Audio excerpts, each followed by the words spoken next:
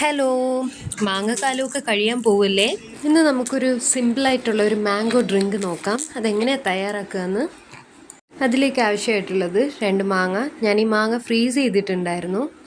3-4 മണിക്കൂർ ഫ്രീസറിൽ വെച്ചിട്ടുള്ള മാങ്ങയാണ്. അതിൻ്റെ കൂടെ ഒരു 100 ഗ്രാം ചവ്വരി ഇതുപോലെ ഒന്ന് വേവിച്ചെടുക്കണം. ഇത് നമ്മൾ ജ്യൂസ് ആക്കിയിട്ട് അപ്പം തന്നെ സെർവ് ചെയ്യുന്നതാണ്. നമ്മൾ തിരിച്ച് ഫ്രിഡ്ജിൽ വെക്കേണ്ട. അതിനാണ് നമ്മൾ ഫ്രീസ് ചെയ്തെടുക്കുന്നത്. 2 മാങ്ങയുണ്ട്. അതിലേക്ക് ആവശ്യമായിട്ടുള്ള പഞ്ചസാരയും ചേർത്ത് നമ്മൾ നന്നായിട്ടൊന്ന് ബ്ലെൻഡ് ചെയ്തെടുക്കാം.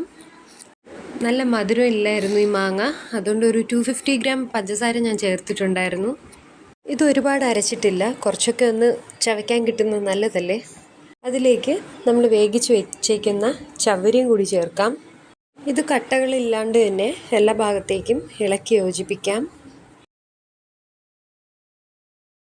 ഇനി ഒരു 1/2 ലിറ്റർ ഫുൾ ഐസാക്കിയ പാലാണ് ഇതിലേക്ക് ചേർക്കാൻ വേണ്ടി. അതിലേക്ക് ഒരു 3 ടേബിൾ സ്പൂൺ പഞ്ചസാര ചേർത്ത് നേരത്തെ ആ കൂട്ടിലേക്ക് മിക്സ് ചെയ്യാം.